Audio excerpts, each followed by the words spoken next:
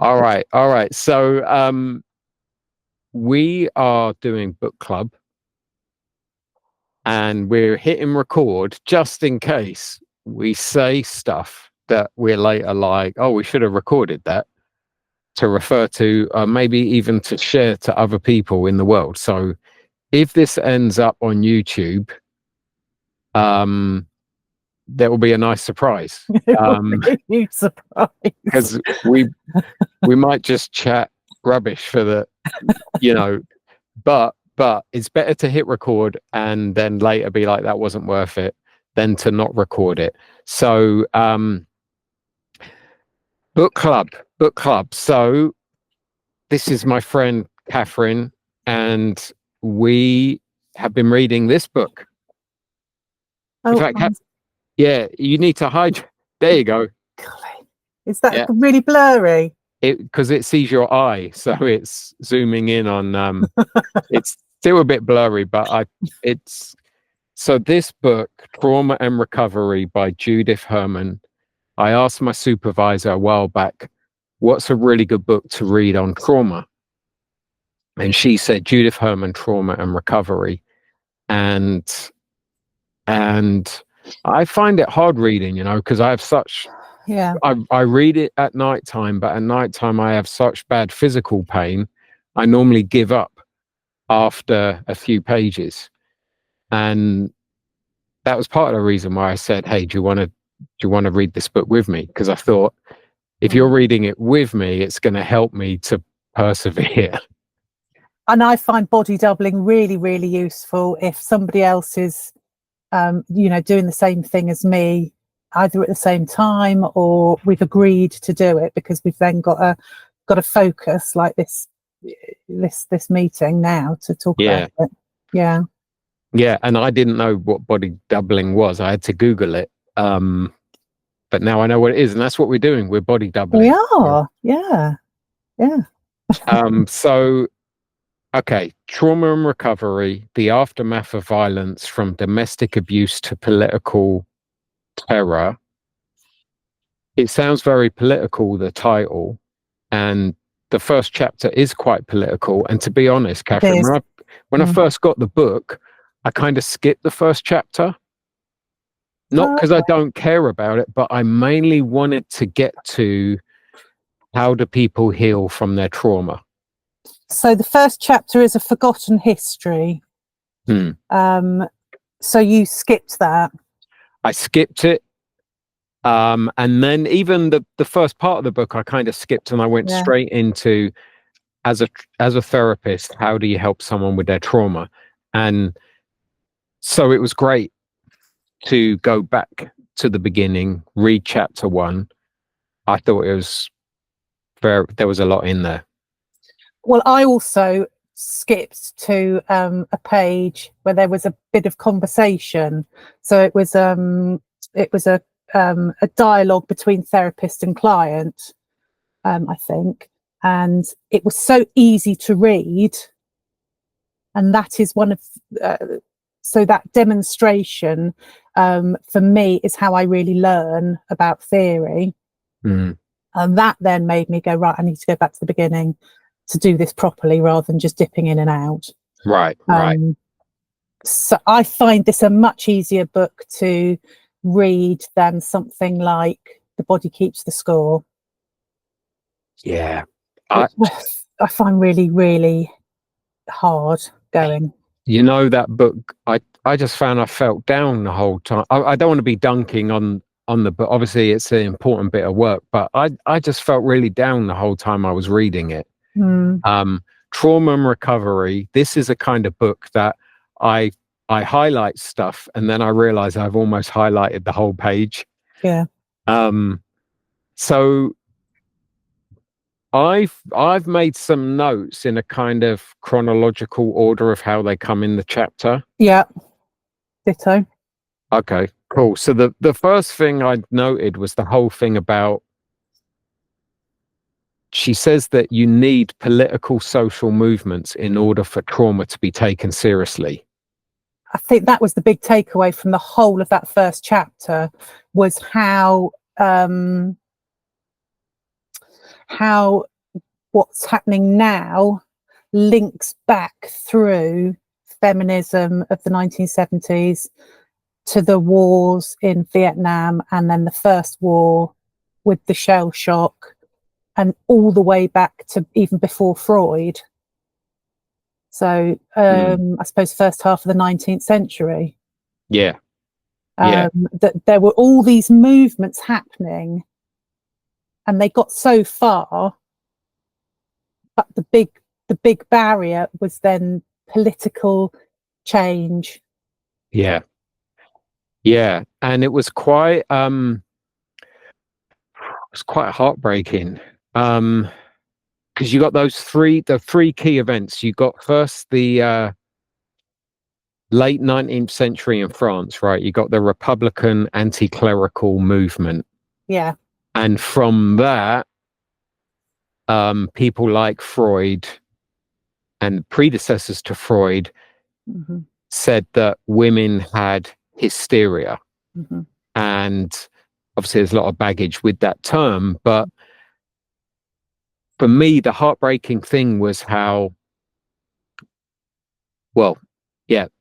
women's stories, and how when they then started sharing about their sexual abuse, that they got ignored. And Freud did at first say something about it, and then when people responded badly to Freud about it, he then shut up and he changed his tune, and he started saying, oh, the women are having these symptoms because deep down they have these desires that they had been abused. And this is where the whole Oedipus complex thinking comes from. And I just found that heartbreaking to think there are all these women that they told their stories when they were on the psychologist's couch. And there was a moment, there was like a window where it could actually say, hang on a minute, what's happening to women? How are they being treated? And it closed, particularly when there was no longer any political pressure about it. So the whole political pressure in the first place was the Republican anti-clerical movement of we're going to use these women's stories to show that the clergy is wrong. Yeah. Which there were lots of things the clergy were wrong about. So that's not my beef there. It's the fact that they listened to women when it was helpful to them. Then as soon as Freud gets people criticize him, he ignores what the women said. I just found that heartbreaking. It feels like they came so close to a real, not even just a shift, but a real understanding. I mean, they were understanding, so they were listening. So the women were talking, they were listening, they were hearing the stories about sexual violence that was, outside of the home, but also inside the home. And then the realization that this was affecting not just a disenfranchised group of people, poor people, which was more acceptable, but this was in the homes of their contemporaries, their peers. Yeah. And this was going to be in Vienna, in the elite families in Vienna, and it was in France, and it was everywhere, and there was no distinction between social class. Yeah. And that seemed to be the point where the men, because they were men who were doing this research and doing this work, they backed off it. Yeah. Yeah. And then throwing the women under the bus. I mean, it was the ultimate gaslighting. I wrote that in the side of my book. It's like, actually, the women have made it all up. Yeah. I mean, what must that have been like to have suddenly, to have created the sense of safety and been able to share, and then for somebody to turn around and go, you've made it up, but actually deep down you really want this. Yeah. Yeah. And so that frustrating as well, just reading how, it was one of the women who came up with the term talking therapy. Yeah. But Freud's often, famous client, wasn't yeah, it? Anna Freud's famous O. client? Yeah. But often that is attributed to Freud. So Talking cure. that was really Yeah. frustrating. But what I found beautiful was it? Oh, am I getting mixed up? That was the same woman that then later went on to use her voice and her power, Yeah. to actually reach out to women who were survivors of abuse. Yeah. Page 27. So she got treated terribly. Yeah. But she still used her voice and power, which obviously, for us, when we're facilitating our groups, yes, these are the big things, right? Voice, power, relationship. Yeah. So for me, I was angry and sad reading the chapter, and then when I got to that bit about what she then did with her life, I was like, yeah, like that was just amazing. I've got goosebumps actually right now just thinking about what she did. It's extraordinary, but it's one 4-word sentence that moves the shift from her as the ill female, the mute hysteric, as she was described, and then it says, and then she recovered. And part of me is now looking at that and going, what happened? How was this recovery sort of manifested? Was it the fact that she was suddenly just dropped, or she then became somebody else's patient, didn't she? So somebody who was then connected with Freud, she became his patient, and he abandoned her. And so she was abandoned twice, and still. Yeah. Amazing. And I guess that also shows us how, for us as counselors, that abandoning a client can be so damaging. Obviously, there's reasons for sometimes why the counselor-client relationship comes to an end. Yeah. But that's got to be done so carefully. Yeah, I mean, there can be all sorts of reasons that work has to finish, or with that particular combination of people. But there was a feeling with her that this was just being dropped. Yeah. There was not passing on. Yeah. It was not a careful, considered ending and a continuation for her. Right. It was about saving themselves. Yeah. So if there ever is a time where the client therapist relationship needs to end, the therapist should be looking for some continuity in terms of, in that person's care, of finding someone to hand over, it probably isn't the right word, but whatever the right word is, there needs to be some caring, moving from one thing to the next, where someone is helped in that part of their journey. And recognizing the ending that's happening and working towards that, which is another thing that we do within our groups, isn't it?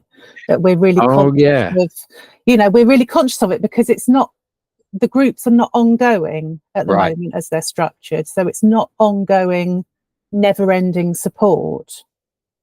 It's and so when we get finite.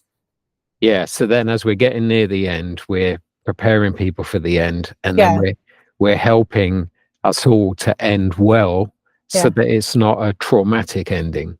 Yeah, so it's really important to acknowledge endings, that something finishes, and all the feelings that might bring up. And, for us as boarding school former pupils, we had lots of endings all the time. Lots of endings and beginnings. There was lots of transition for us always. So, endings, acknowledging that there may be sadness and concern and worry and all of those sorts of things. But, I think we do it with a reframe that we look at the celebration of what we've achieved, and then talking about, as we're going forwards and next stages of groups, what people can then do for themselves to take forwards. And keeping sorts of links. So that was the first. So, she says, Judith Herman says in chapter 1, there were these 3 key moments in history where psychological trauma came into the social consciousness, right? So the first one was what happened in France, late 19th century. Yeah. And then the second one was World War I, which was the first World War, right, where people were dying on a scale that had never happened before in wars. And soldiers were so traumatized, they came up with a theory, it's shell shock. It's if you keep hearing the repeated explosions, this is what happens. And they thought it was because some of the soldiers just weren't very strong people, and they weren't very so again, it's that whole thing which still happens today of blaming the victim, of saying the victim for whatever reason isn't strong enough, and then it started changing as people started seeing that there were heroic quote unquote soldiers who were having what they called shell shock, and started realizing, actually, even the strongest, most heroic soldiers have these symptoms from being in war. I mean, we do the First World War at school. We cover it as kids, don't we? We read the poetry of Rupert Graves and Siegfried Sassoon, and the other chap whose name escapes me. And we remember them every year. And I was mortified reading the list of negative character traits that were being assigned to these people who were traumatized. I wrote them down because it was heartbreaking that they were thought of as being inferior, cowards, moral invalids, lazy and malingerers.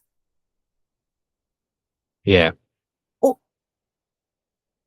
The burden of that on them, and then knowing that people were shot for desertion, the burden on the families of that being something that they were having to live with. And then you think about generational trauma and how it's happening in France on the battlefield, but it's impacting people in homes, in little villages in Britain. And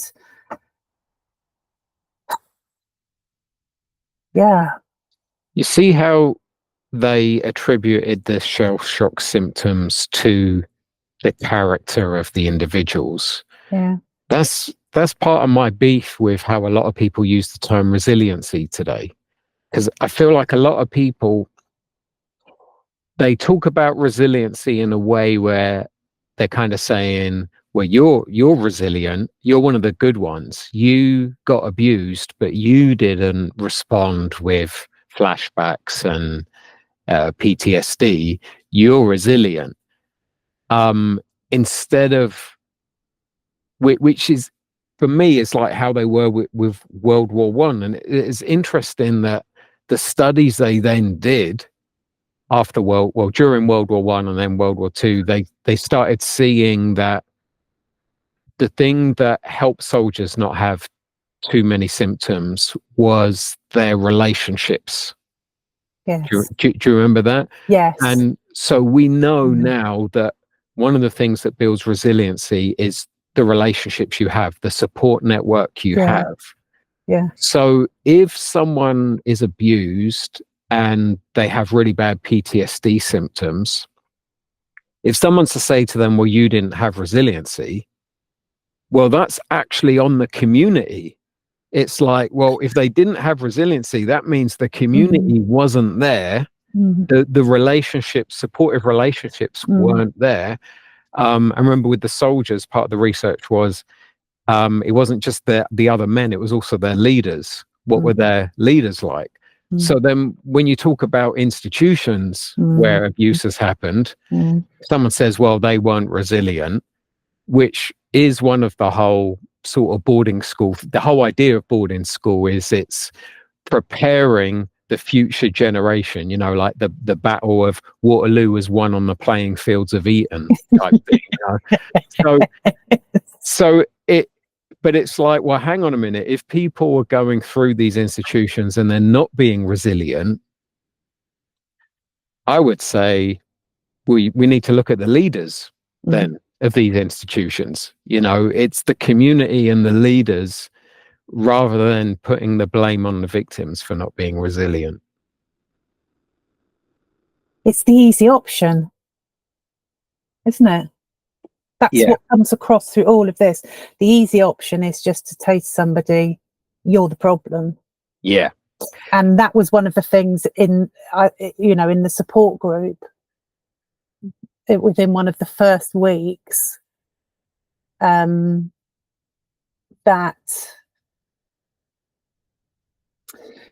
your personality, or there is this confusion about your personality and the abuse and the effect of it, that somehow you're not quite right because you haven't managed to deal with it properly.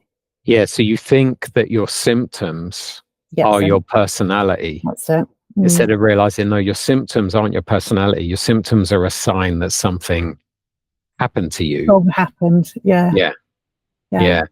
So I go back a second. Something you just said. You said it's the easy option. And that was something Judith Herman kind of starts her book with, I think, where I'm just looking at my notes now. Okay, she says, when there's natural disasters, everyone sympathizes with the victims. Yeah. So if there's an earthquake, we rightly say, poor victims, can we help the victims? But she said that when there's actually a perpetrator who does something wrong to a victim, then it's different. It's different because in that case, as a bystander, you have to take sides, and all the perpetrator asks of you is to keep silent. If you keep silent, the perpetrator's happy, but the victims are asking you to speak up and act. And so like you said a minute ago, the easy option is I will just side with the perpetrator. I'm sure a lot of people wouldn't word it that way, but they're doing what the perpetrator wants by being silent.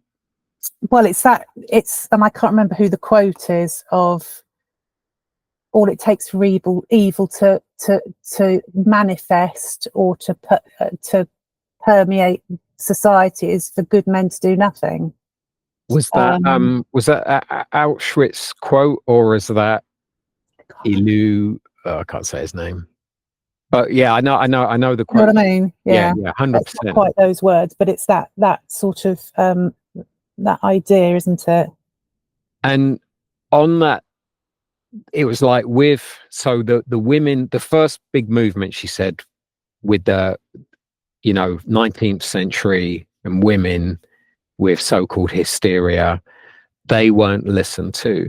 They started getting listened to, and then it was like, oh no, this is inconvenient. We won't listen to them.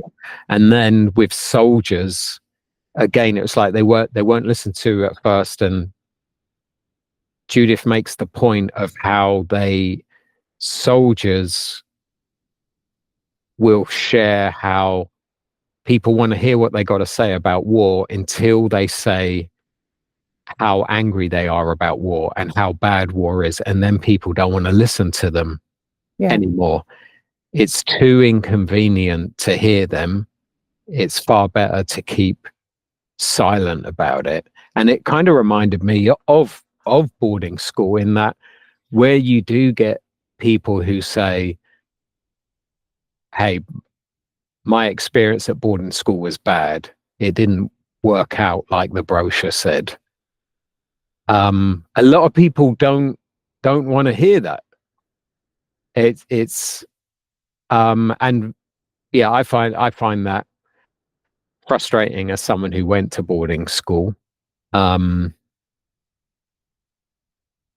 So the soldiers, so that was the second movement, because then you had shell shock, World War I, then World War II. There was a bit more evidence coming out. There was terrible things that happened, like soldiers having electric shock treatment, and soldiers getting some kind of treatment, but only so they could quickly be sent to the battlefield again. And then you had Vietnam. And with Vietnam, it then meant that in 1980, the DSM, which in America is the sort of like mental health diagnostic manual, in 1980, PTSD was made an official diagnosis, post-traumatic stress disorder. And then the third big movement then is the feminist movement of the 1970s, where finally people started realizing how much sexual and domestic violence happens to women and children, and people started realizing that the symptoms women were having were the same as Vietnam vets, as the soldiers. I think the difference between the Vietnam vets and then the feminist movement was that political engagement. So the Vietnam vets set up groups that were outside of the institutions. They were doing their own thing, under their own, under their own steam. So they had their own agency, their own power. I'm just trying to find that bit. They needed something that would take place on their own turf, where they were in charge. So I noted that as well. Go back to the army, or what would it be called? I guess the military. They set themselves up outside of the military, and also outside of the medical settings, outside of the established psychiatric settings of the time. And that seemed for them to make a difference, because they were doing some healing for themselves, but they were also affecting policy and public opinion. So that excited me as well when I was reading about the Vietnam vets setting up their own groups where they could talk and be listened to, and then feminists in the 70s setting up their own groups I was thinking of the support groups that we do, and thinking, it's just when you get human beings together in a safe space where they can talk and not be silenced, because that's the big thing. Judith Herman's big kind of thesis, I guess, is the fact that when there's trauma, it gets silenced, and there's this dialectic of, on the one hand, wanting to deny the trauma, and on the other hand, having to talk about it. And it happens on an individual basis where we deny our trauma, but we have to talk about it. And it happens in a societal level where we try to deny the trauma, but we have to talk about it. And so reading about these groups in history and then thinking, oh, Catherine, that's what we're like. We're part of this historical narrative, of getting survivors together to talk, and particularly, getting survivors together from boarding school and talking about things, getting relationship, getting healing through sharing your voice in safe relationship. I mean, it's it's an amazing thing to be a part of. It sounds ridiculously simple. Yeah. And partly this is this side of, so my feeling, this side of my experience with the support groups is that all it took for some fundamental shifts to be able to happen for me, that I came together with other people who understood the context in which we had these experiences, and people listened, and people said, that was terrible and that shouldn't have happened. Yeah. And that was contained within a group. So there was no question of, well, you know, you're going to have to tell somebody about it now, and you've got to stand up very publicly, and you're going to get, you know, feedback from other people. There was none of that. It's just, it was within this very, very tight space of, you know, absolute confidentiality and safety. Yeah. Yeah. And then I was able to then do that to other people. Yeah. Yeah. And I feel like, is on the one hand, it's like, is that all it took? It's so simple. And on the other hand, in the background of that, there's a lot of counseling skills and a lot of sort of like curriculum writing. And do you know what I mean? It's like, of course, on the one hand, it's really simple.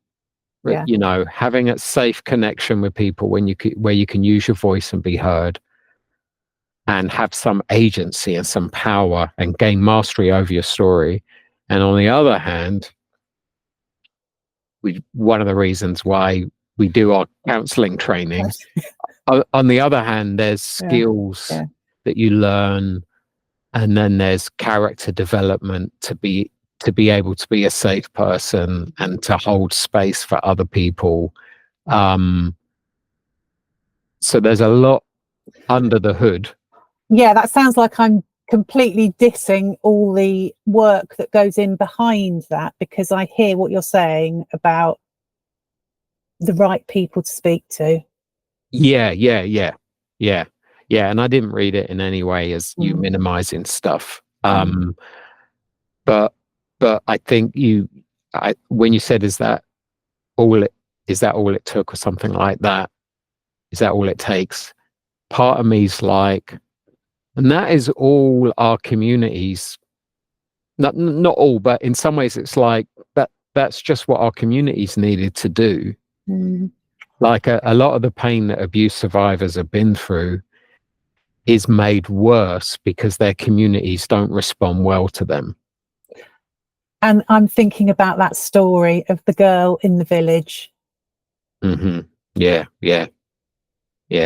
Who, when something bad happened to her, and she went and she told the elders, and they said, we believe you, and this is what's going to happen now. We're going to do something about it. And the effect on her was then diminished because she was believed and action was taken. Yeah, 100%. So back to the feminist movement. This was the third one, and Judith Herman makes the point that at each of these three moments in history, the truth then ends up getting buried. The research into trauma gets buried, and then at the next movement, people start doing their research again from scratch. And I kind of read that as a warning, like, don't assume that because all this information about trauma is out there, that's going to carry on, because the tendency, I wrote it down, somewhere about the ordinary social process is silence and denial. The ordinary social process is silence and denial. So I don't know if that's a quote or me paraphrasing what she said at one point. So I was thinking, okay, we've now had the Me Too movement, Yes. which is either now a fault, because trauma and recovery was written in the 90s. So either Judith Herman now would say Me Too is a fourth one, or do you think maybe she might say it's an extension of the feminist movement of the 70s? I wouldn't know that I'd be able to define that, but I was certainly, as I was reading it, I was thinking about Me Too, and I was writing that in the margins because it just was so, it was so pertinent. Yeah.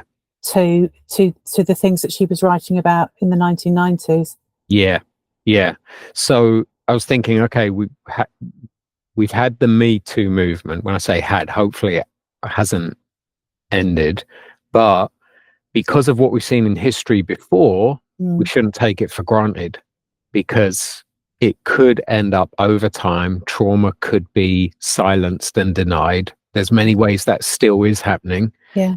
And so it's not like, oh, job done. We've had these 3 big movements in history. Now we're all trauma informed. It's like, no, the natural tendency is towards silence and denial. So there's a kind of a call to humanity to, are we going to be honest about trauma, and are we gonna say, I'm not going to take the side of the perpetrator? That might be the easy option, but the right thing is to take the side of the victims, listen to the victims, give them the help they need, and bring about the change so that there are fewer victims. I think this links back to what you were saying earlier, about the response from people who've been to school, who then say, well, it was fine for me. And I'm really pleased if it was that. Fantastic. But to hear that something you were involved in, whether that's a boarding school, whether that's a war, whether that's a political movement, is damaging, challenges you and challenges what you believe in, and can be very destabilizing to where you place yourself and how you see the world. I think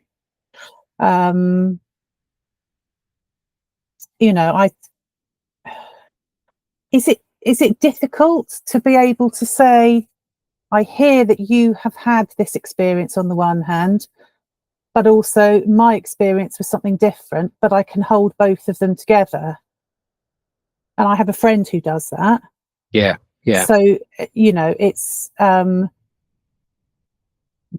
she is able to validate me, but hold her own experience. And I learned to do that for her as well.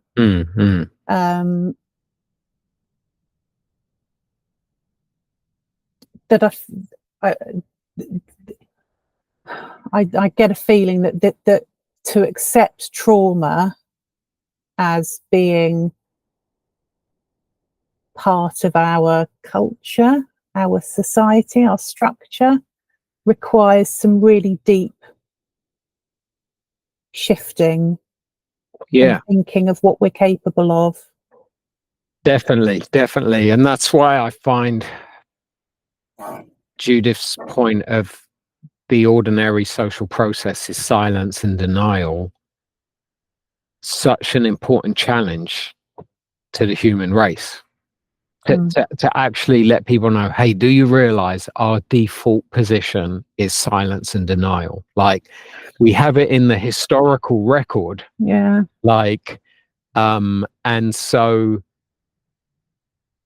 to be mindful of that as we go forwards, and just like because same way with individuals, isn't it? I mean, sometimes you might say something to a friend and they might say, oh, I think you're in denial. Like we have this awareness that as individuals, we have a tendency to minimize stuff. Mm. And the challenge I get from chapter 1 is we do that as a society. And it made me wonder as well. I've often wondered, has abuse gotten worse? Or is it just that now with smartphones and everything, you know, we can prove it better? And I think one of the things, I'd be interested to know your thoughts on this, because from this chapter, I was thinking, I mean, on the one hand, okay, there's no way, I don't think, of knowing whether abuse now is worse than it was 100 years ago. I don't know if there's any way of knowing that. But I was thinking, the evidence we have is that there was a ton of abuse going on in the 19th century with women and children, a ton of it that was recorded but ignored. And the feminist movement in the 70s showed us there was a ton of abuse going on with women and children.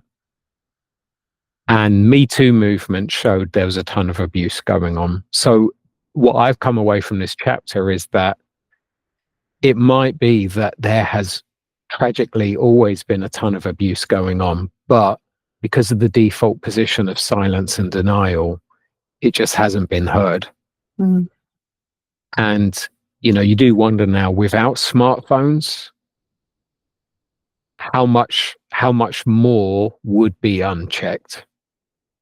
So I really feel like trauma is one of the biggest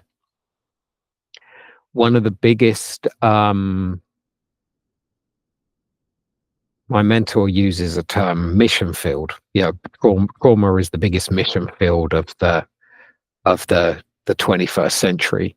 And what do you mean by mission field? Well, I appreciate it's like a religious term, you know. So, like, you know, from my background, like missionaries go off to the mission field.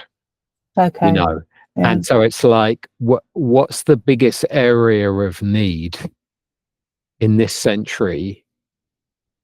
It could be trauma, because we got trauma because of war, we got trauma because of abuse. Like, it's everywhere. So sorry, I know it's quite oblique. Well,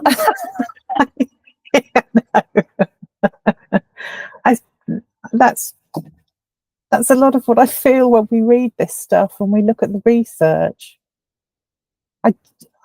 It's impossible to answer, has it got worse? I don't know whether it gets worse or better, whether it's just there always. I think we use different words now. So we use, you know, people are aware of, you know, trafficking.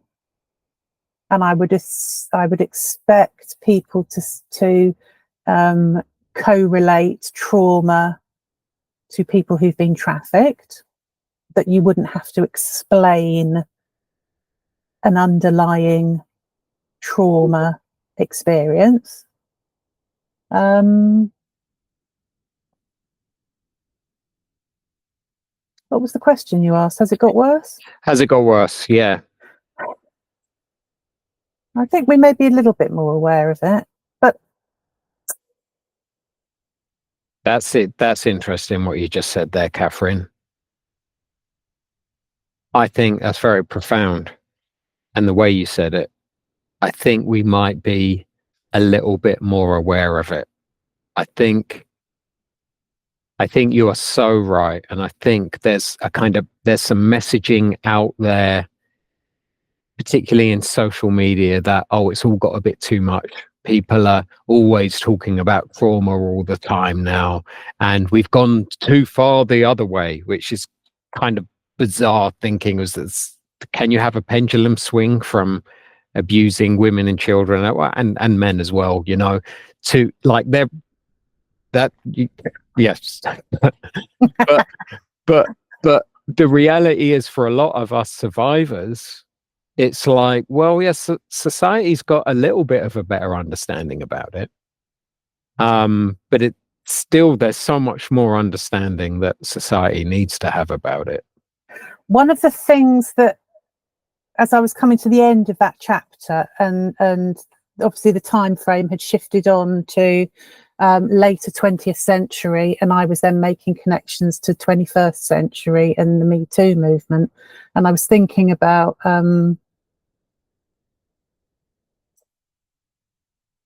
how we have these sort of pockets of all these moments of thinking about things as a whole. So I mentioned, people who've been trafficked, so that is much more understood in a lot of ways, and maybe we have more idea of what causes that to happen and who might be vulnerable to it, how we might spot it, but also sort of institutional abuse, and thinking about, and Harvey Weinstein actually was the one that came to mind. We go so far and then we have enough of it. Mm-hmm. So then start to hear these things sort of seeping in of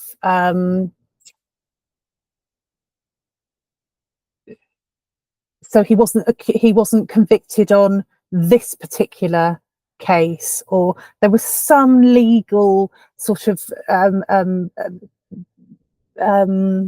what would be the word, Maneuver. Yes. And so it can't be taken through to its final conclusion. And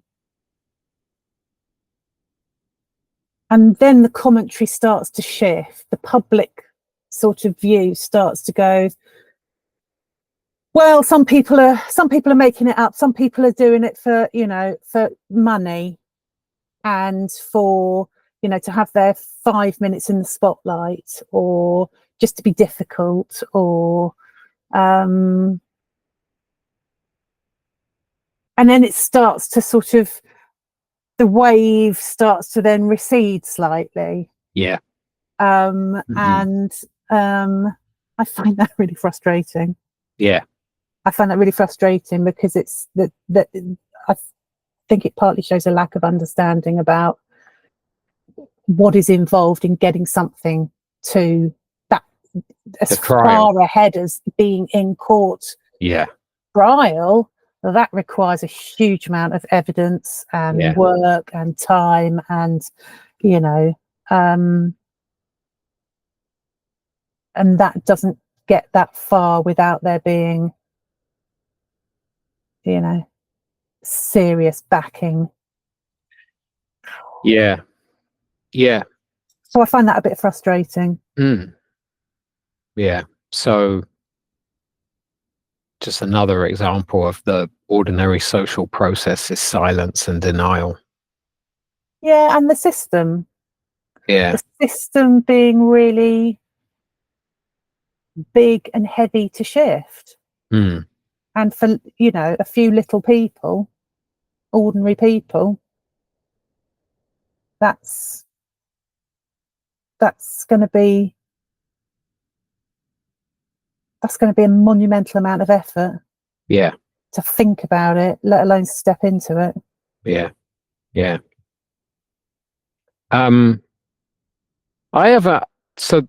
There's a metaphor I thought of in this chapter, and I'm a bit reluctant to share it because it's faith-based, and when I'm talking about trauma with people, I normally don't bring up anything faith-based, especially because often a lot of trauma has been committed by so-called people of faith, and so but I wonder if the metaphor is something that is such a well-known story, it might be okay. So I don't know. I mean, you can tell me.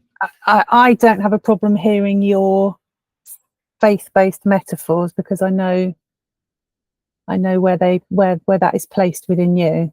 So okay, so as I was reading this chapter, I just kept thinking of the ancient story of the Garden of Eden. And you've got the serpent talking to Eve, and he is doing a number on Eve. And Adam is there and says nothing.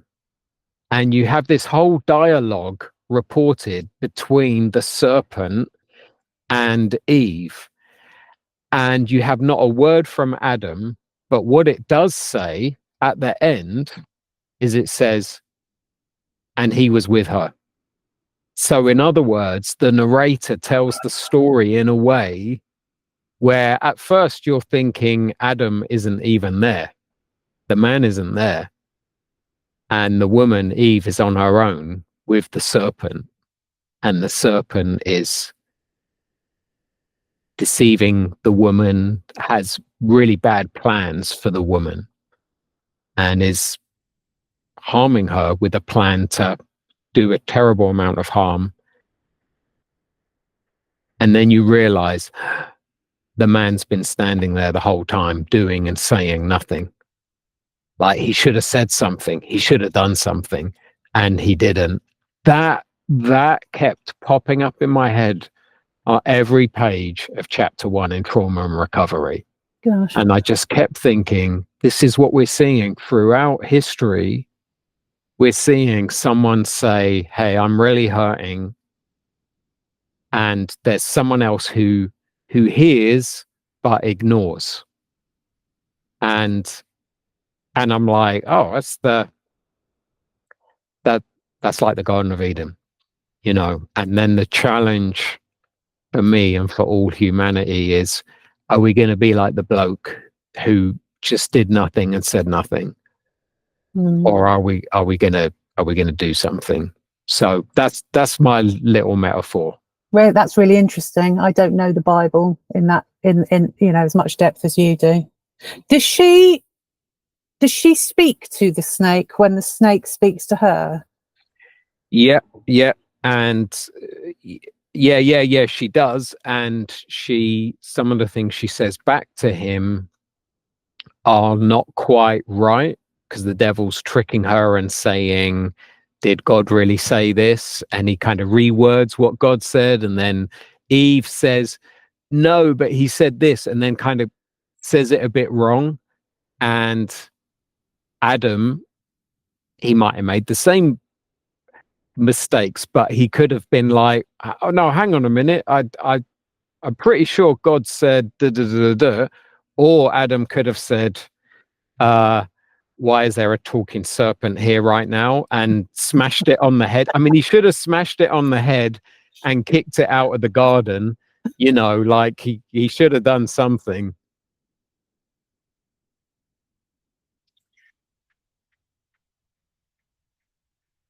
Gosh, yeah. So,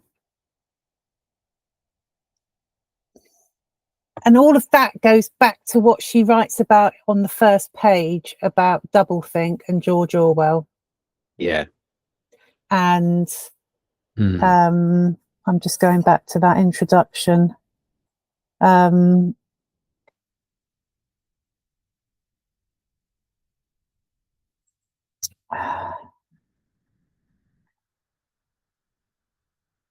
That you can be in something that you know is wrong, but you go along with it because you are convinced by others. I think that's what it's saying, isn't it? That it's maybe not quite what you think it is. Yeah. Like, I mean, I guess for me, a big message I received at boarding school was, this is all character building. Yeah. So, I mean, I didn't have categories of abuse back then, but, you know, if I was like, this doesn't seem right, like, I'll be quiet, as character building. Over time, you actually start thinking, I guess this is character building. Because if you're not seeing other people say it very publicly, this isn't right, if there's not a lot of noise,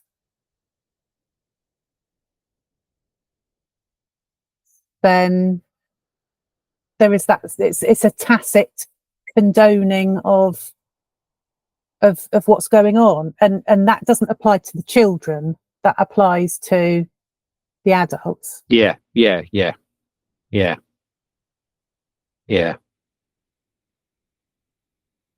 Oh, well, thanks for adding the doublethink to my metaphor, because I hadn't twigged that. So that would be an example of doublethink, wouldn't it? Yeah, that, yes, is exactly what the serpent was doing. And that would be, so taking the Bible as a, so the idea was that the Garden of Eden and Adam and Eve were the first humans. That notion of doublethink is then being established there as a first sort of concept that humans are living in. Yeah. And so then the pattern then being repeated throughout history. And Interestingly, the snake is not the problem, the woman's the problem. In terms of how it gets framed. Yeah. Yeah, I've heard lots of really bad takes where people blame it all on Eve. Yeah. Which is interesting, because the Bible points much more to Adam's culpability. Oh gosh. Than the woman's, which is really interesting. And obviously the serpent's culpability as well, but between the man and the woman, it's the man.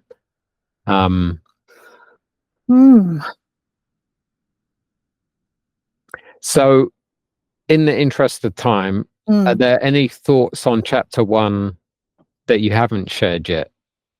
Well, I've written down lots, as I would normally do.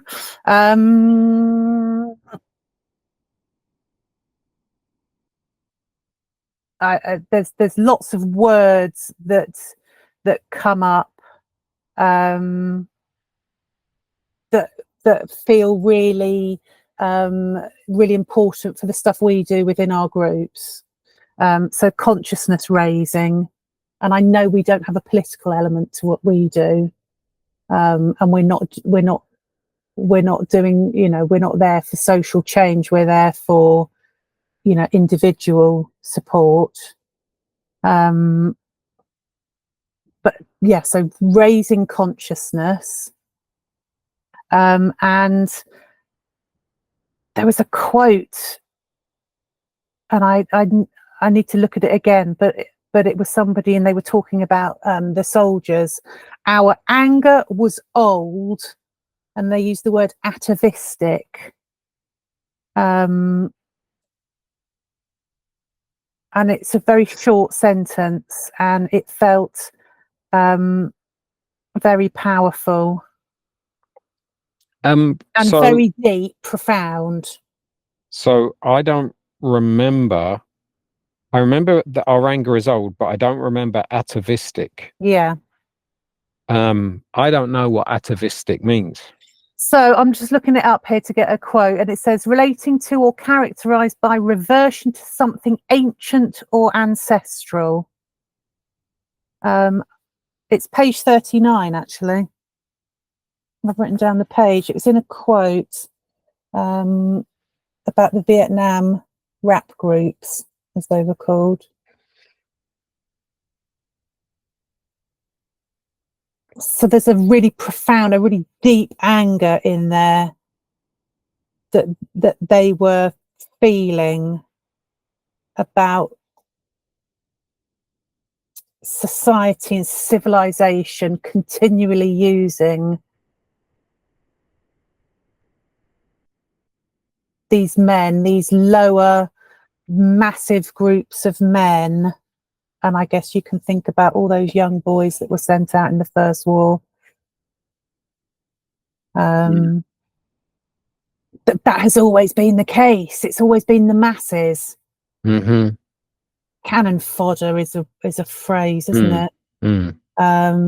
And thinking back to, classics and, all the ancient battles of the Greeks and the Spartans and the Trojans, and it's all about, all of these masses of people who are just thrown out. And then the embarrassment of society that can't look at what it's done. Mm. Mm. Mm. We've got an election coming up. That's a chance to be forward thinking and put something in motion. I've really enjoyed discussing this chapter with you. That's been great. And I feel like from chatting about it with you, I feel like it's cemented the stuff in my head better. And I'm really glad I didn't end up skipping this chapter. Got to lay our foundations, haven't we? Yeah. We've got to be able to walk before we can run. So I'm looking forward to when we chat about chapter 2. Chapter 2, yeah. On terror. Terror. Brilliant. You can see it's going to be a barrel of laughs. Looking forward to that. What are you reading tonight? I'm reading about terror. I think, yeah. I mean, you have to have a certain amount of, I feel like you have to have a certain amount of humor. Obviously, we're two people who take these things deeply seriously. And it's also one of those things that sometimes you have to be able to laugh at how ridiculous it is. Yeah, we know we can have both in the same circle. We have tears, we have anger, we have sadness, we have all of that in our support groups, and we have laughter as well. Yeah. And a bit of silliness. It's like grieving, isn't it? Yeah. Where you're at a funeral and you're grieving, but you also end up joking and laughing.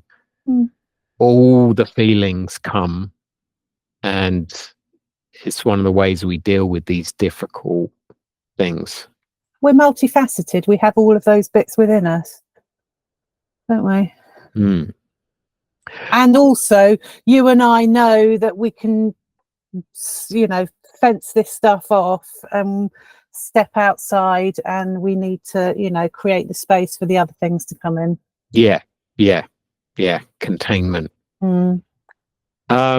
Great. Okay. Well, I guess that's book club. Book club. Woo-hoo! Well done. Fantastic.